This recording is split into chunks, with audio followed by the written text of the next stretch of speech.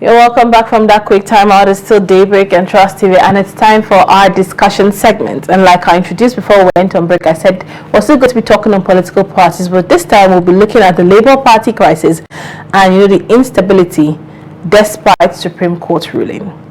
Now, the Labour Party has accused the Nigerian Labour Congress (NLC) of using blackmail tactics to portray Julius Abure's leadership as illegitimate. This follows NLC's President Jide Ojo's call to union leaders to mobilize members and take over all Labour Party offices nationwide, citing the Supreme Court's recent judgments. LP spokesperson Obiora Ifo condemned the move as hooliganism and vowed to resist any invasion with the help of security agencies. And meanwhile, the supporters of Senator Esther Nadi Usman's caretaker committee celebrated the release of the Supreme Court certificate's true copy, which they claim affirms her leadership. Now, all of this, we're going to be looking at all of this that's playing out in the Labour Party. Where this keeps the Labour Party when it comes to the 2027 election. Would they put the house in order before then? Would they give Nigerians a party worth voting for? We'll be exploring all of this with our guest who will be joining us virtually, Jide Ojo. He is a public affairs analyst. Thank you for joining us. It's my pleasure. Good morning, Nigerians. Good morning, Jide. Now, for a party, the Labour Party now, for a party that was primarily founded with the ideology, of social injustice and, fighting for human rights, historically to promote human rights, workers' rights, social justice, unity and all. What's your take on this, their ideology that they've historically been known for, and what is happening in the party at the moment? Thank you. It's quite unfortunate, and it leaves a sawtaste in the mouth that a party that have that kind of ideological leaning, who are pro-worker, pro-human rights, pro-socialism, pro-welfareism, will fall into the trap of intractable leadership crisis. For the benefit of our viewer, it's not just today that Labour Party has been in crisis. Even under the former national chairman, A.A. Salam, of blessed memory, Labour Party has been enmeshed in a lot of intra-leadership crisis. And the strongest time Labour Party has had influence on Nigerian political landscape was in 2023 because of the personality of Peter Obi, who joined the party and rev up, was able to bring in a lot of his obedient movement members to join the Labour Party. And that was the first, that was the second time that Labour Party was producing a governor. Recall that the first governor that the Labour Party produced was Governor Olusegun Mimiko, former governor of Ondo State, who served 2 terms. Even though during the tail end of his administration, in his second term, he defected from Labour Party to PDP. But at least he was elected twice on the platform of Labour Party. But the same thing is happening now. They were able to overcome the defection of Mimiko, rebuild the party after the death of A.A. Salam, and you have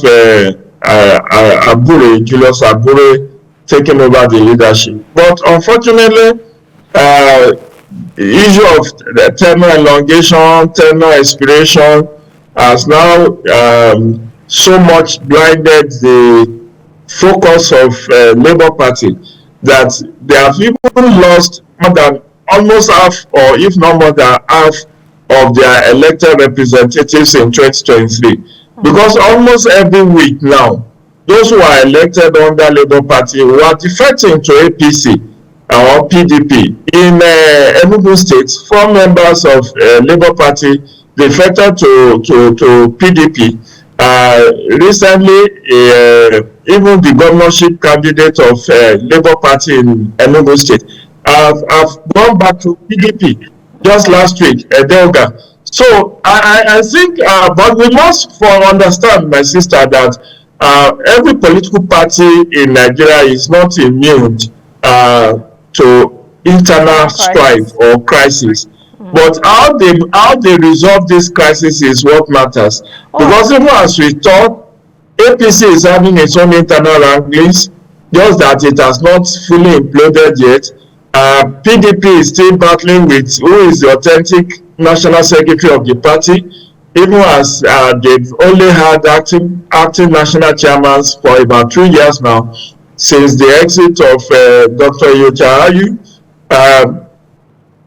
Supreme Court just gave a decision similar to that of Labour Party last week or last 2 weeks, talking about issues around leadership and membership of a party being an internal affairs of their party.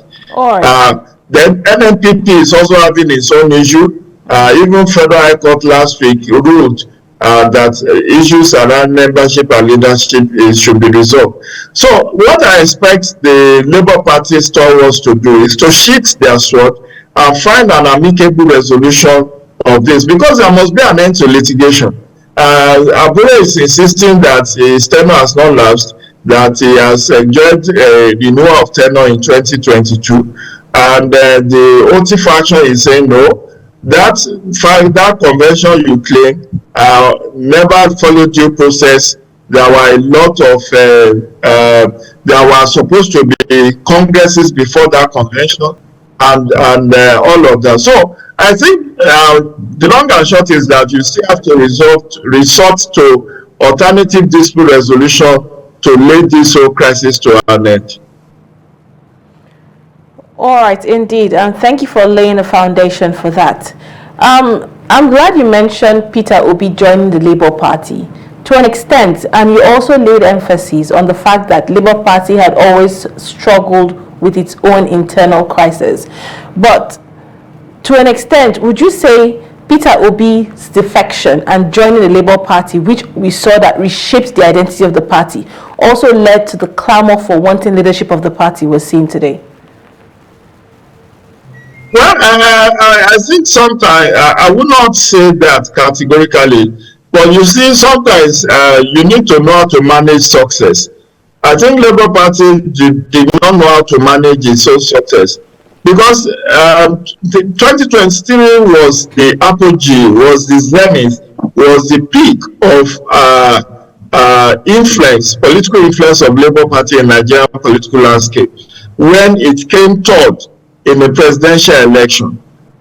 Labour Party has always fielded presidential candidates. They never really had any significant impact in the presidential election. But you saw that with the coming of Peter Obi, they were able to garner over 6 million votes.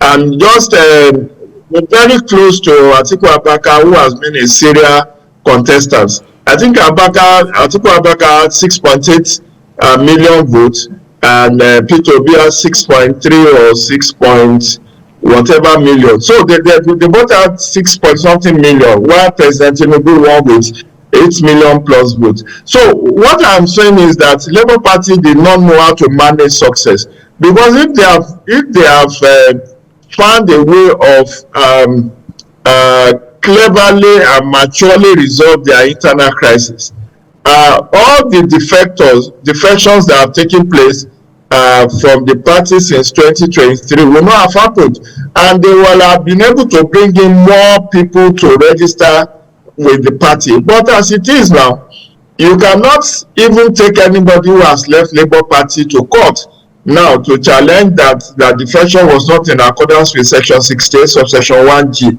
of the Nigerian Constitution, which talks about ground for defection, because that Section 68 subsection 1G of the Nigerian Constitution says that a member who has been elected into parliament cannot leave, cannot defect, cannot cross carpet, except there is a division within the party. So, and the Supreme Court has said that division must be at the national headquarters, and you can see that since 2023 that division has been there. So, which is why many of their elected representatives, people who won the election under Labour Party platform, have found it so convenient to leave the party to join the ruling party or to join PDP. So it is in their enlightened best interest to halt this hemorrhage, to halt it, by ensuring that they resolve this issue maturely. Supreme Court has spoken. You cannot go back to the same Supreme Court to ask for interpretation. Unfortunately, what the two warring factions are doing now is to give their own interpretation to the same judgment. I saw yesterday where Alex Oti was reading an excerpt of the Supreme Court decision, which was about 45-page volume, 45-page, that it has sealed the fate of Abure. But Abure is saying no, it has only said issues of leadership is internal affairs. So who is going to now mediate? Who is going to now give them clarity about what the Supreme Court has done? That is why they have to go to INEC now. They have submitted a certified true copy of that Supreme Court judgment to the INEC. And I know INEC has a legal department which will be, I know the chairman or acting chairman will minute that Supreme Court decision, that Supreme Court judgment to the Director of Legal Services for his opinion. And if the opinion shows that the caretaker committee under Senator Esther Nenadi Usman is the appropriate legal authority to now midwife a new National Executive Council and National Working Committee for Labour Party, it will so recognize it. And if it's in its opinion, it is the Abure that is still supposed to be there, that means Abure will be the one INEC will recognize. But it's not helping their matter. Don't forget, my dear sisters, that there is a November election in Anambra, and Labour Party just produced what is his name? Mogalu as his candidate in that election. So he has divided against himself, cannot stand. How do they want to rally support for Mogalu in November if they remain intransigent and they are still engaging in breakbacks as to who is the authentic leadership or not? This is the time to rebuild the party. This is the time to win more souls, to win more converts, to win more members into Labour Party as the third force. Ironically, because of the intra-party crisis, that is why SDP is now poised to be the third force now, because you saw the movement of Rufai into SDP recently. But I hope good sense will prevail and they will be able to resolve their issue in a mature manner. Okay, thank you very much for that. So I would say with the squabble or misinterpretation of the Supreme Court ruling and the internal disputes that's going on in Labour Party, what role should an external body like maybe the trade union or the federation or electoral commissions play in ensuring that internal party disputes do not undermine a party's credibility? Because a party's credibility is very, very important in drawing in members as well as, portraying what they can do. So how can that be curbed? Incidentally, my dear sister, I don't think there is a provision for trade union to meddle in the affairs of a party. It's an independent organ. This is not a trade dispute. I hope you understand that. This is not a trade dispute. A party is not to be likened to an industrial union or an enterprise. It's a publicly owned institution, and we must respect the line of demarcation. However, in my own opinion, what could be done is to seek for alternative dispute resolution. And I go back to INEC. I am very much aware that INEC has a department, a directorate of electoral alternative dispute resolution. It used to be a unit, but I think it's been enlarged to a directorate now, and they can avail themselves of mediation. The INEC would be willing or should be willing to mediate in this leadership crisis. Now there is an end to litigation. You cannot go back to High Court and start filing fresh cases to seek interpretation of Supreme Court decision. And if INEC takes one course of action or the other and it doesn't sit well with you, maybe they can now say, INEC, let's have EADR, or if they don't believe in INEC, they can also seek for independent panel of mediators. And there are professional bodies who can do that. I know a number of them who are in Abuja here. There is Institute for Conciliation and Mediation, ICMC or something. There is also the one run by Ambassador Segun Kiyawa here in Abuja.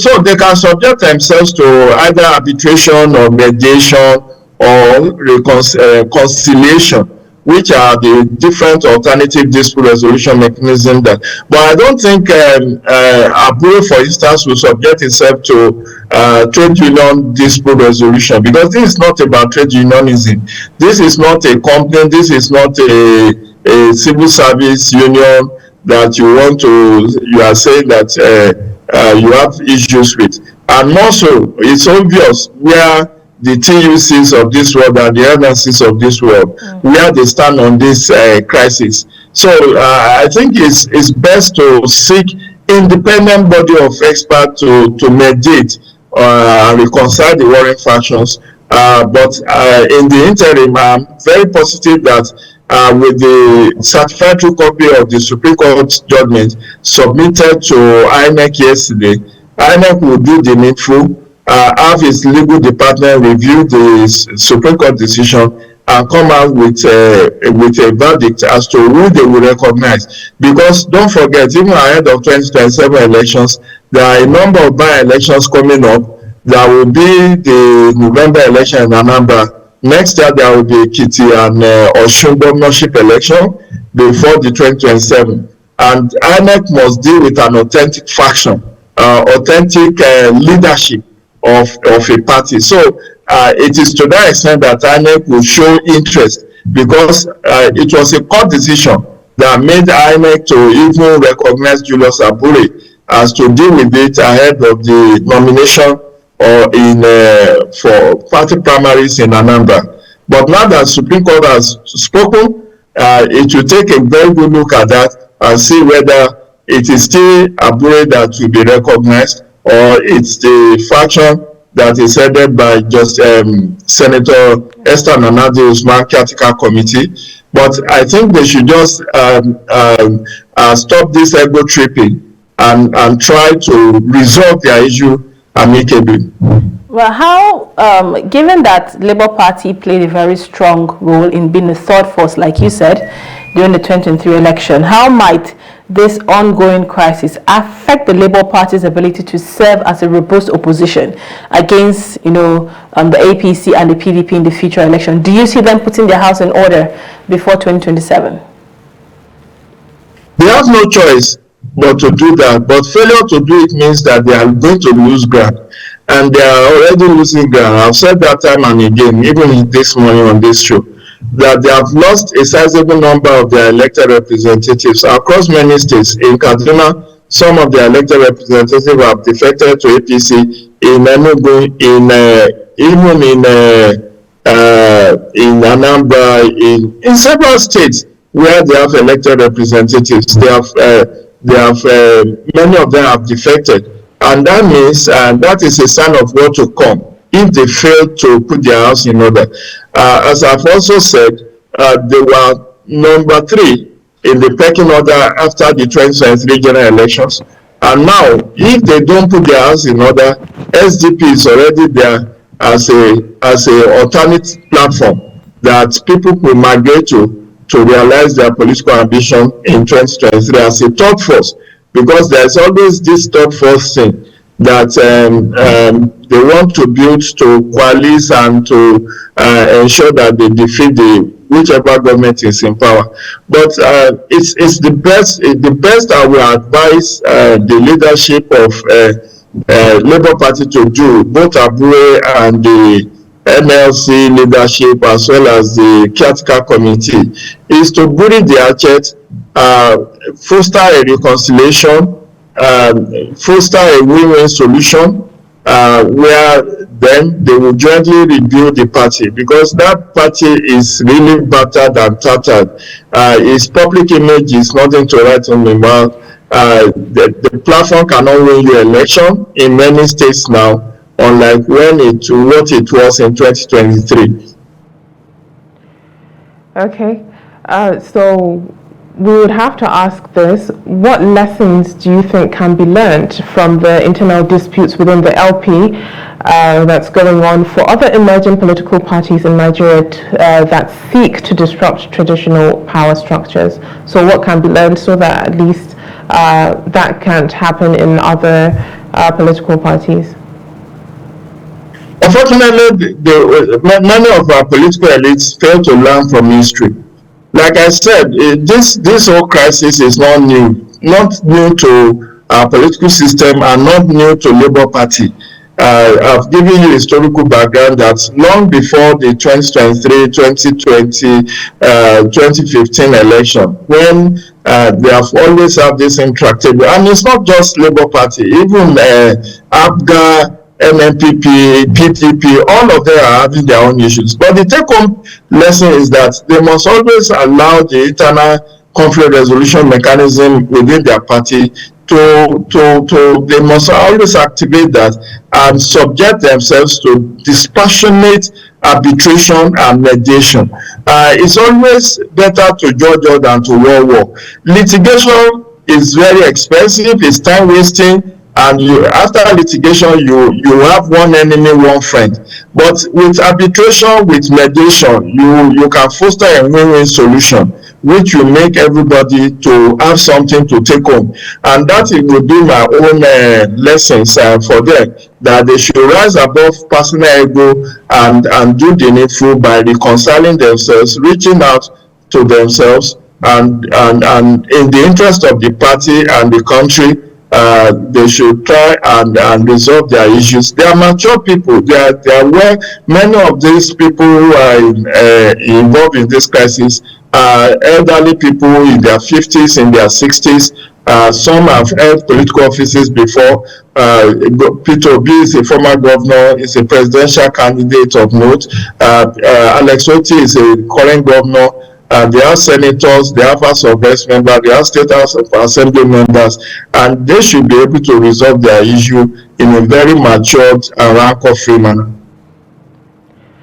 So I would say, lastly, looking ahead, what strategies can the party adopt to manage leadership transitions transparently, while preserving its reformist image and preventing defections of its influential grassroots support base? I've already said that let them allow INEC to help them with the mediation. If they don't trust INEC, let them find an independent panel of experts to mediate. Otherwise, they can also subject themselves to Inter-Party Advisory Council, which they are also a member of. There are different platforms they can use to resolve their issue, and the earlier they do that, the better, because time is not on their side. A lot is happening in the polity now, and as we coast on to the 2023 general election, by this time next year, there will be preparation will be announced for 2027 elections. If they don't want to be left behind, it's in their united best interest to do the needful, reconcile themselves in a very matured, rancor-free manner, and let them recruit new members that can take the lofty ideals of Labour Party to a greater height. All right, Jide, thank you so much for that. Now, one touch question before we go. What are your predictions? What do you see play out in 2027? With APC still having their house in order, PDP, we can still see struggling for party leaderships in and out of the Supreme Court, the Labour Party, and we're seeing defections and moves in the SDP. Lots of permutations. What are your predictions with how most of the parties are still trying to put their house in order? What are your permutations towards 2027 election? APC will still be the party to beat, and they have to take that into cognizance. It's not very easy to defeat a ruling party, but they can make impact, they can push, they can eat deep into the leadership or the number of seats that APC will win. by getting their acts together. They may not be able to displace the president. They may not be able to win majority in the, and I'm talking of opposition parties. They may not be able to win majority in the Senate, in the House of Reps, or in the State Assembly, or even among the governorship seats. But they can do a lot by improving their laws, by rebranding their party as a party of choice and a credible platform to win elections. And all political parties in Nigeria must know that Nigerian citizenry relies on them to provide credible leaders. The challenge that this country has had is that we do not have credible leadership recruitment process. And unless we are able to deal with that defective leadership recruitment process, Nigeria is done for. Indeed. We hope that Nigeria would be able to, redefine its leaders recruitment for the sake of Nigerians and for the sake of our nation as well. Thank you so much, Jide Ojo, for creating our time to join us on the show this morning. We do appreciate your presence. It's my pleasure. Do enjoy the rest of your day. Keep safe and stay blessed. You too. Thank you very much for your contribution. All right, that was Jide Ojo, a public affairs analyst there, talking to us on the Labour Party crisis and the fate of our political parties in general, being that parties are preparing for the electioneering year in 2027. I hope you've been able to pick something from that conversation. We'll be going on a quick break, and when we get back, we'll be taking a look at stories that made it to the front pages of our dailies. Do stay.